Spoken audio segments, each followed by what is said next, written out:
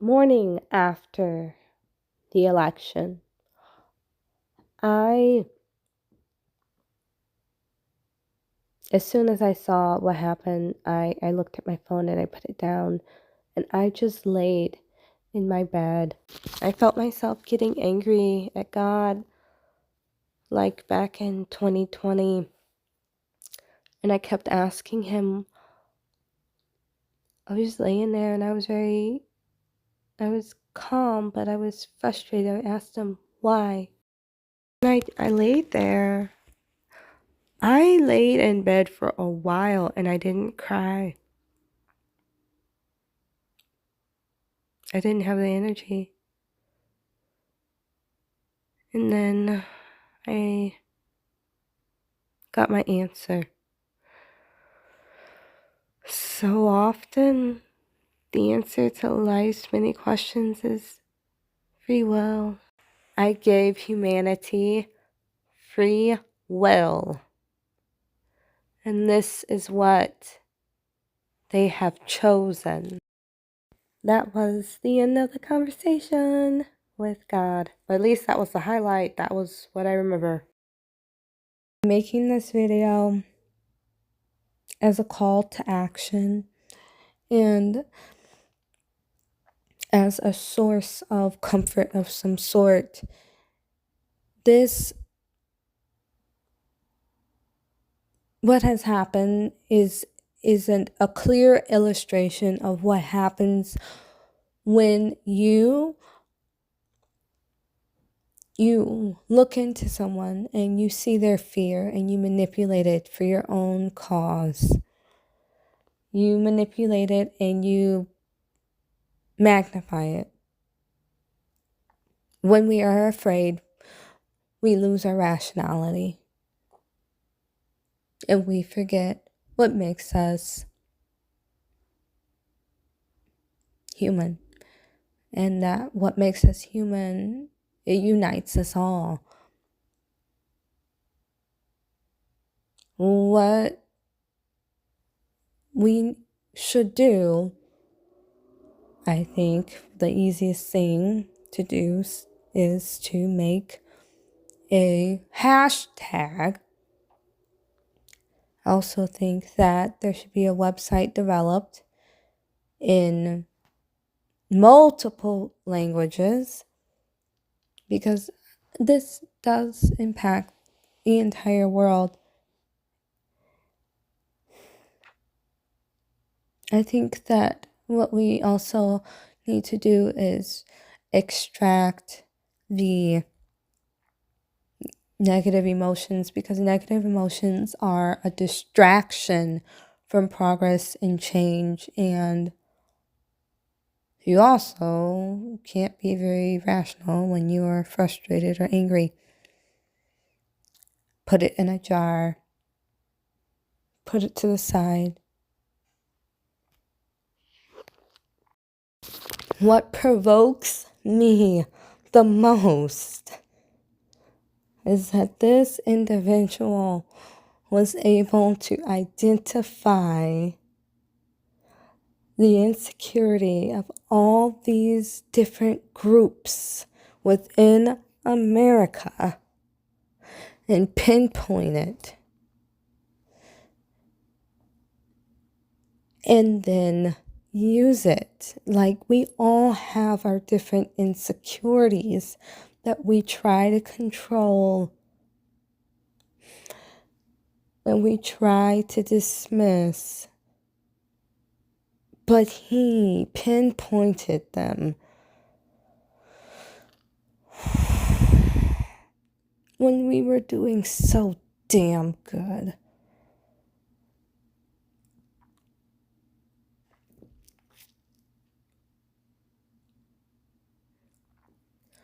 United, we stand. Divided, we fall. I do. When you are able to take your opponent and distract them and make them believe that their neighbor and their friend is an enemy. Not only have you distracted them and preoccupied them, you are free to go about your agenda.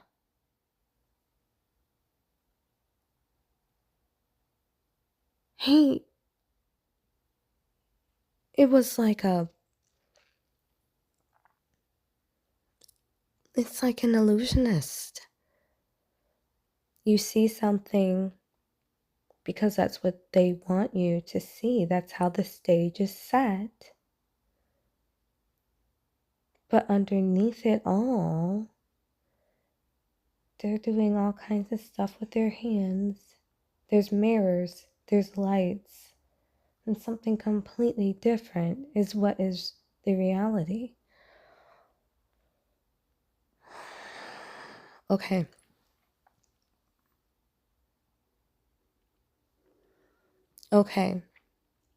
We are talking about the 2024 election, post-COVID pandemic, to give this video context. May we not become discouraged. We will not become angry with each other for our choices. We will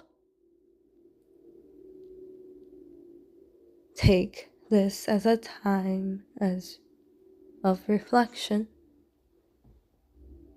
in a constructive way. We need to organize. We need to not just say what happened. We know what happened. Everybody knows what happened. We know how it happened. We know why it happened. And we can at least begin to fathom and anticipate the ramifications of what has happened. And now we need to act accordingly, whatever that means for you. And every single person matters in what happens next in history. This is history in the making. This is what history textbooks are made of. It's a time to comfort our kids because they are going to school and there's always a bully. And even if it's not the bully, it's somebody else that just doesn't even realize what they're saying, and they say something and it's scary when you're a child, and they go to school and another child word vomits and repeats whatever it is that their parents have said at home.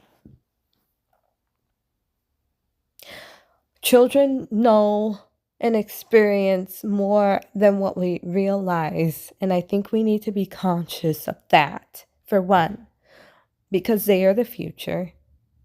We have to protect them. We have to acknowledge them. And sometimes children don't even know how to articulate everything that they are wondering, everything that they have experienced. So we have to be proactive. And we have to ask those questions. Some people just, they don't say. They don't say what you don't ask.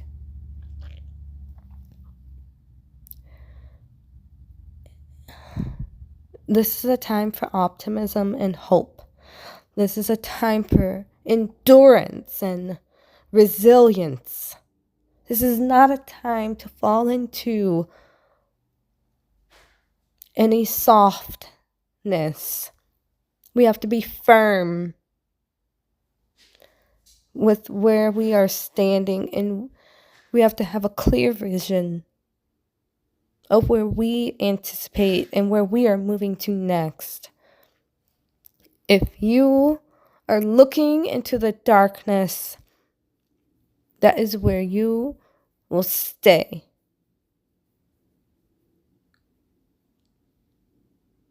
So just like Kamala said, the stars will come out.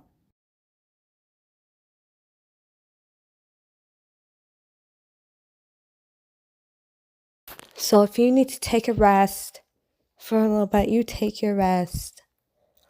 But whatever it is, even as small as it is, even if it is small, it matters. You turn on your blue lights at night. You put on your blue clothes. You put on whatever it is.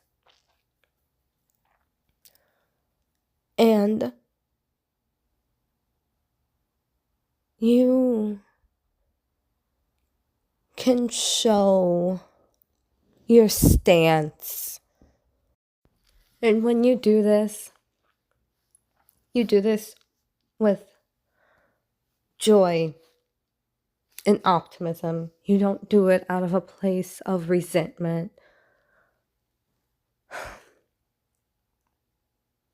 And this will inspire and encourage people and make them curious. I do believe that with every major election, it is imperative to understand the main means of communication at that time by that society and just use it. So, social media, we have to use it. We can't poison it. We can't. I mean, even if we feel like what we're doing is venting, essentially, it's taking something that is hurting us, that we feel pain about, and sharing it. And to me, in my consciousness, anything painful is a cousin to poison, and poison spreads. So to summarize, my main points are: we need a hashtag. We need a website, and the website needs to have resources and a plan of action. And it needs to be targeted towards all age groups, genders, demographics, socioeconomic status.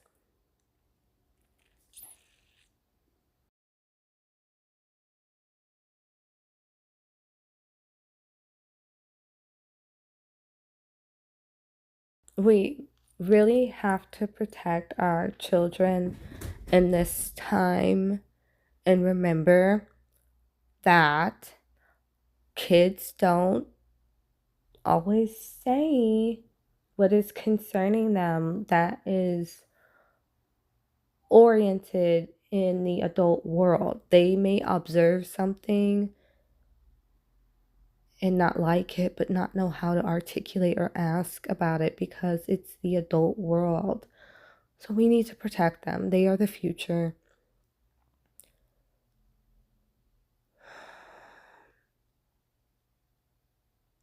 I think I'm going to be buying a lot more blue clothes. He spoke to people that felt neglected and ignored. And those people got used to feeling neglected and ignored, but they still held that resentment. Because how can you not? And then, when he spoke to them, they listened. Imagine that. They didn't care what he was saying. They just, I guess some of them cared, but the fact that he was speaking to them was attention grabbing in itself. And he maintained that attention. And he ran with it. Okay, so how can we take note of that and apply it and move forward in a constructive way?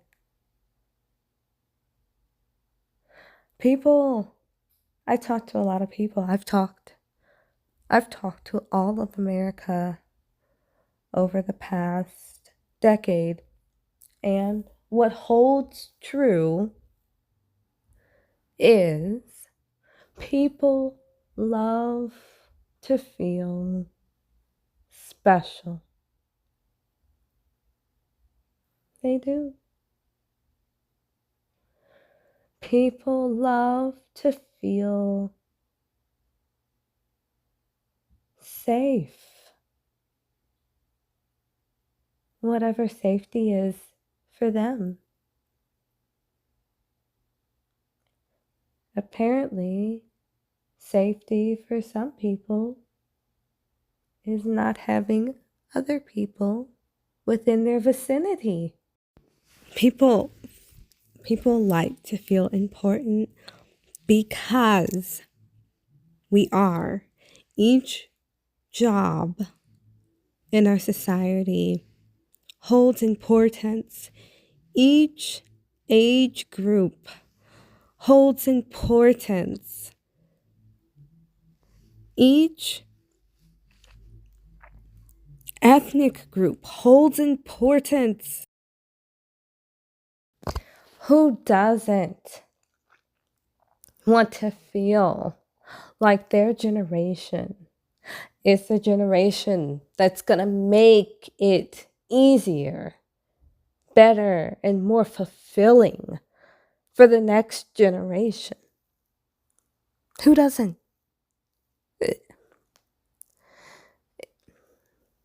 It just doesn't make sense to want anything less than that. I know and I see. He saw an opportunity in our psyche as a society. He saw multiple opportunities and he took advantage of them, just like a child would take advantage of some cookies on the counter unattended. When did we gain credibility by discrediting other people's experiences in life, their contributions, and their value? When power should not be used to make people feel powerless. Before the election, I was contemplating making a video. Then I lost my voice. Literally, I lost my voice. It wasn't a little bit, it was a lot of it. And it is still coming back. I haven't been able to hardly talk for days. But now I have so much to talk about. America,